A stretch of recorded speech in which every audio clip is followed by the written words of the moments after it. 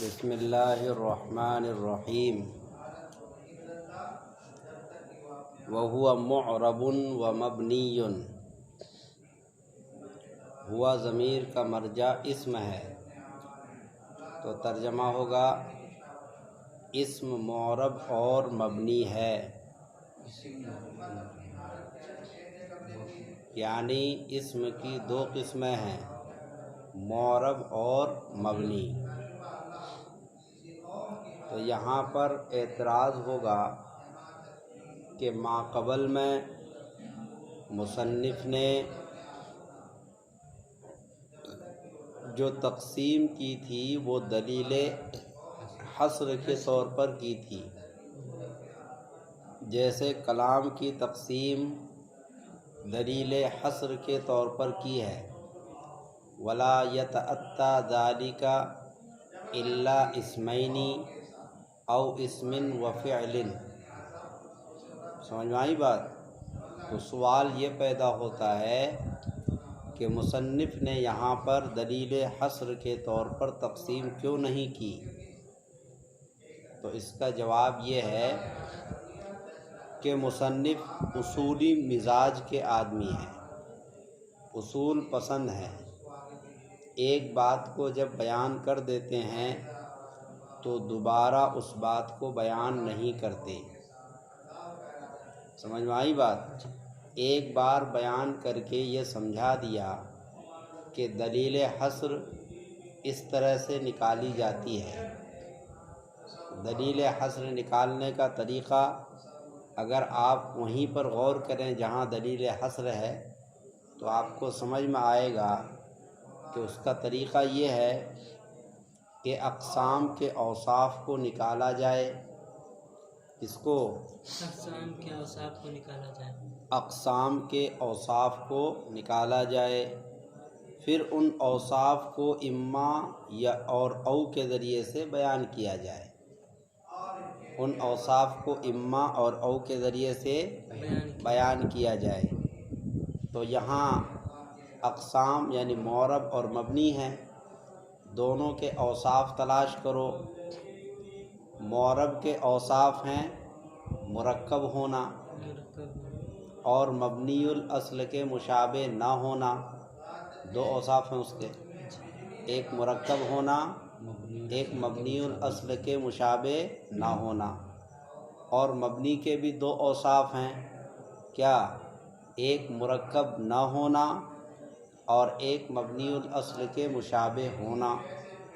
سمجھ میں آئی بات؟ دونوں کے دو دو اوصاف ہیں۔ اب ان اوصاف کو اما اور او کے ذریعے سے بیان کرو۔ آپ کہیں گے الاسم اما مرکب اولا، اسم یا تو مرکب ہوگا یا مرکب نہیں ہوگا۔ الثانی المبنی، یعنی جو مرکب نہیں ہوگا تو وہ کیا ہوگا؟ مبنی ہوگا۔ جیسے اسماء معدودہ، یعنی شمار کرتے وقت جب اسماء کا نام لیا جاتا ہے، زید، عمرو، بکر شمار کر رہے ہیں تو اس وقت یہ اسماء کیا ہوں گے؟ مبنی ہوں گے۔ سمجھ میں آئی بات؟ شمار کرتے وقت یہ اسماء کیا ہو جائیں گے؟ مبنی، اور یہ مرکب بھی نہیں ہے۔ جیسے الف با تا سا، یہ بھی مرکب نہیں ہے۔ فالاول لم یشبی مبنی الاصلی او یشبی، تو پہلی قسم یا تو مبنی الاصل کے مشابہ نہیں ہوگا یا ہوگا۔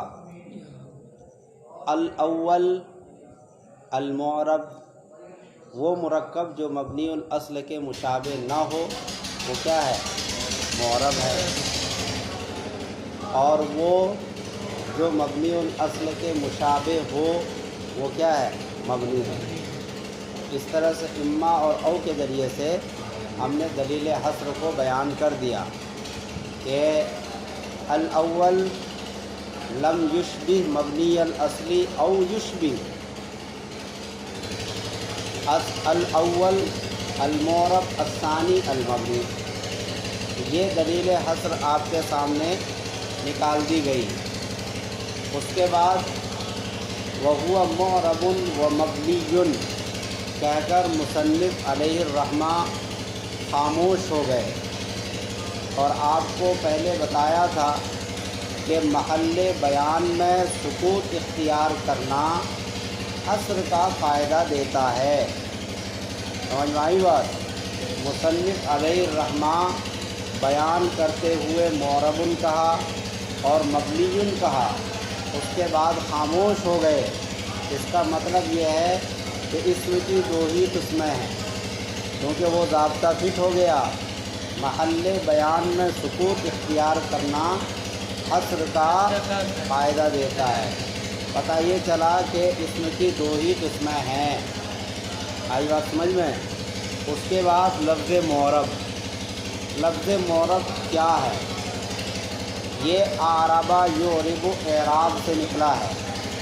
یہ اظہر یظہر اظہار کے معنی میں ہے۔ اعرب یعرب اعراباً، یہ اظہر یظہر اظہاراً کے معنی میں ہے، یعنی ظاہر کرنا۔ معرب کو اس میں مفعول بھی مان سکتے ہیں اور معرب کو اس میں ظرف بھی مان سکتے ہیں۔ اگر اس میں ظرف مانیں گے تو ترجمہ ہوگا اعراب ظاہر کرنے کی جگہ، کیونکہ معرب پر اعراب ظاہر ہوتا ہے، اسی لیے معرب کو کیا کہتے ہیں؟ معرب۔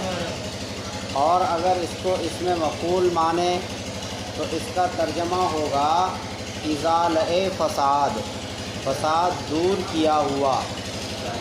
ازالۂ فساد، فساد دور کیا ہوا۔ یہ معنی کیسے ہوا؟ یہ معنی اس لیے ہوا کہ عرب کے اصل معنی ہے عربا، معنی ہو فسدہ۔ عربا یہ کس کے معنی میں ہے؟ فسدہ کے معنی میں ہے۔ جیسے کہا جاتا ہے عربت معدتہ، اس کا معدہ خراب ہو گیا۔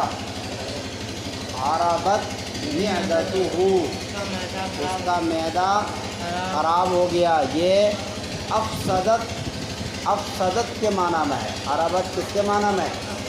افسدت معدتہ، گویا کہ اس کا معدہ خراب ہو گیا۔ تو عربہ کے ایک معنی ہو گیا معدے کا خراب ہونا، چونکہ عربہ سے نکلا۔ سمجھ میں آئی بات؟ اور جب اس کو باب افعال میں لے جائیں گے، مجرد سے عربہ سے اس کو لے جائیں گے عربہ میں، تو اس وقت سلب ماخذ ہوگا، کیونکہ باب افعال کی خاصیت ہے سلب ماخذ، ماخذ کی نفی کر دینا۔ سمجھ میں آئی بات؟ تو عرب کا معنی تھا فساد، اور اس فساد کی جب نفی کر دیں گے تو کیا ہوگا؟ عدم فساد۔ کیا ہوگا؟ عدم فساد۔ تو باب افعال میں جا کر کے سلب ماخذ ہوا، تو اس کا ترجمہ ہوا فساد کو دور کیا ہوا۔ کیا ترجمہ ہو گیا؟ فساد کو دور کیا ہوا۔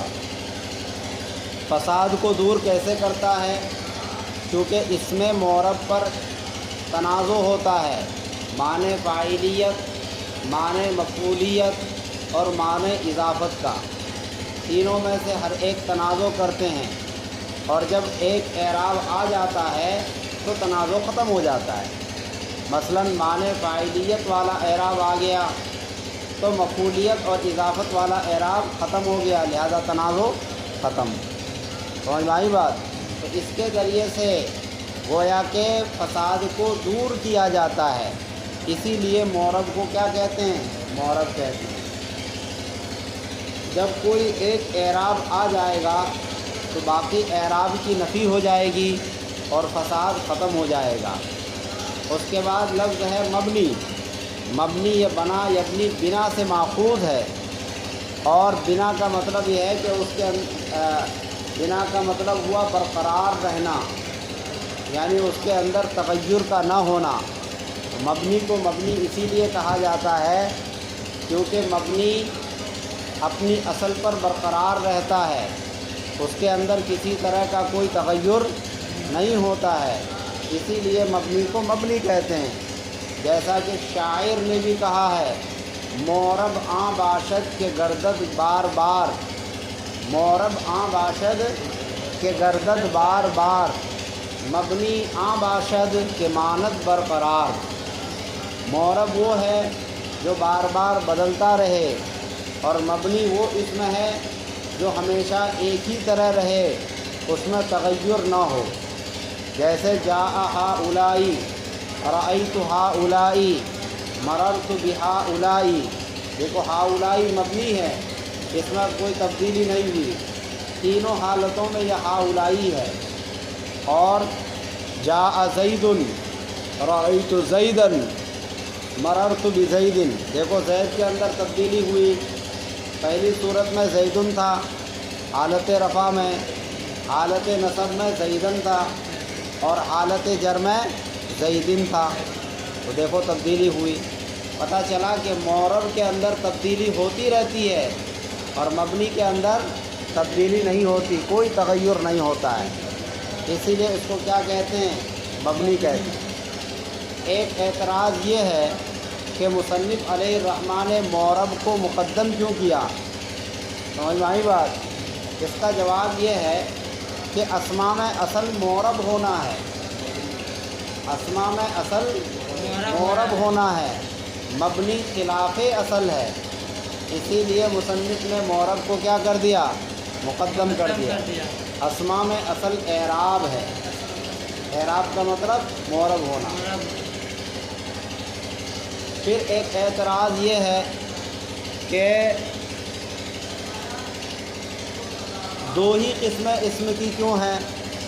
آپ نے کہا کہ اسم کی دو قسمیں ہیں، معرب اور مبنی. اعتراض ہوگا کہ دو ہی قسمیں کیوں ہیں، تین کیوں نہیں ہیں، چار کیوں نہیں ہیں؟ تو اس کا جواب دیا دلیل حصر کے ذریعے سے. دلیل حصر یہ ہے کہ اسم کسی عامل سے مرکب ہوگا یا مرکب نہیں ہوگا. اسم کسی عامل کے ساتھ مرکب ہوگا یا مرکب نہیں ہوگا. اگر مرکب نہیں ہے تو وہ کیا ہے؟ مبنی ہے. جیسے الف با تا سا مرکب نہیں ہے اور یہ کیا ہے؟ مبنی ہے. اور اگر مرکب ہوگا تو دو حال سے خالی نہیں، یا تو مبنی الاصل کے مشابہ ہوگا یا مبنی الاصل کے مشابہ نہیں ہوگا. اگر مبنی الاصل کے مشابہ ہو تو اس کو کیا کہیں گے؟ مبنی. اور اگر مبنی الاصل کے مشابہ نہ ہو تو اس کو کیا کہیں گے؟ معرب. تو دلیل حصر میں چونکہ دو ہی ہیں، اسی لیے مصنف نے گویا کہ دو ہی قسموں کو بیان کیا، اور اس سے پتہ چلا کہ اسم کی دو ہی قسمیں ہیں. اسم کی دو ہی قسمیں ہیں، معرب اور مبنی ہونے کے لحاظ سے اسم کی دو قسمیں ہیں. پھر اسم کی دو قسمیں اور آگے آئیں گی، وہ منصرف اور غیر منصرف ہونے کے لحاظ سے ہے. کس لحاظ سے؟ منصرف اور غیر منصرف. وہ اگلے صفحے میں اس کا بیان ہے. یہاں اعراب کے لحاظ سے اسم کی دو قسمیں ہیں، معرب اور مبنی. ایک بات اور ہے کہ وجہ تسمیہ جاننے کا طریقہ کیا ہے؟ کسی بھی چیز کا وجہ تسمیہ کیسے جانا جائے؟ تو اس کا طریقہ یہ ہے کہ اسم کے لغوی معنی کو نکال کر اصطلاحی معنی پر فٹ کیا جائے، اس سے اس کی وجہ تسمیہ کا علم ہو جائے گا. سمجھ میں آئی بات؟ اس لفظ کا لغوی معنی نکالا جائے اور اس لغوی معنی کو اصطلاحی معنی پر فٹ کیا جائے تو اس کا وجہ تسمیہ آپ کو معلوم ہو جائے گا کہ اسم کی وجہ تسمیہ کیا ہے. سمجھ میں آئی بات؟ یہ وجہ تسمیہ جاننے کا طریقہ ہے. بس.